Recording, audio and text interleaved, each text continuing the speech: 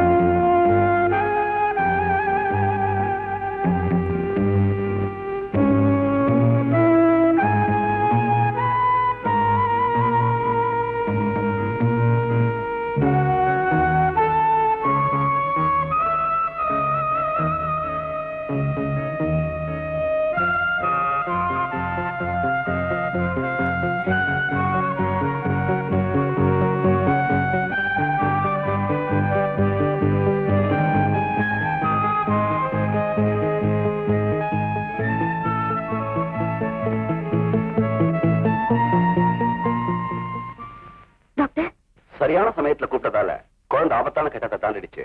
எதுக்கு ராத்திரி பூரா ஜாகிரதையா இருங்க. மிஸ் ராஜகோபால், குழந்தைங்க இருக்கிற இடத்துல பெரியவங்க தான் ஜாகிரதையா இருக்கணும். இதே ரஷ்யாவா இருந்தா உங்களை பிடிச்சி உள்ளதில் இருப்பான் தெரியுமா? I am sorry. எனிவே, நான் கொடுத்த பிரிஸ்கிரிப்ஷன் பாரம் மறந்து கொடுங்க.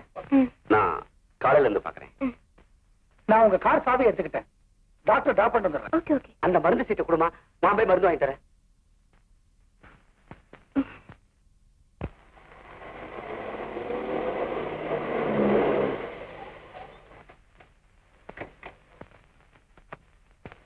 Thank you, Mr. Rajagopal. Thank you, doctor. மறுபடியும் நாளைக்கு வந்து பாக்குறேன். Okay, sir.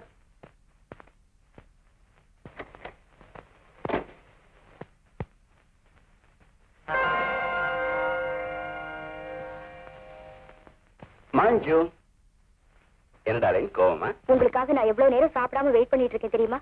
நீ சாப்பிட வேண்டியதானடி. டாக்டர் ப்ரொஃபஷன்ல புருஷன் பொண்டாட்டி சேர்ந்து சாப்பிடுறதுன்னா நடக்கிற காரியமா?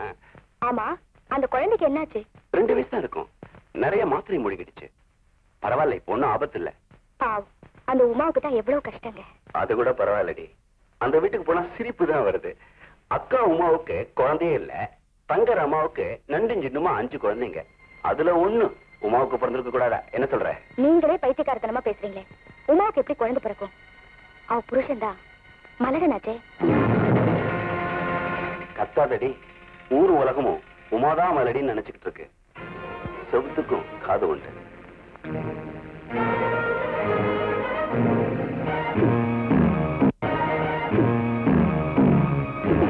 என்ன மிஸ்டர் ராஜகோபால், வீட்டுக்கு போல? ஓ, இத்தனை நாளா எங்க எழுத்துல இருந்தது, இப்ப உங்க கழுத்துக்கு மாறிடுச்சா? ஸ்டெதஸ்கோப் தானே. காரணம் மறந்து வச்சுட்டீங்க. உள்ள வந்து கொடுக்க வேண்டியதானே, ஏன் வெளியே நின்னுட்டீங்க? இடம் புரியாம தவிச்சுக்கிட்டு இருந்தேன். வரேன். ஓகே.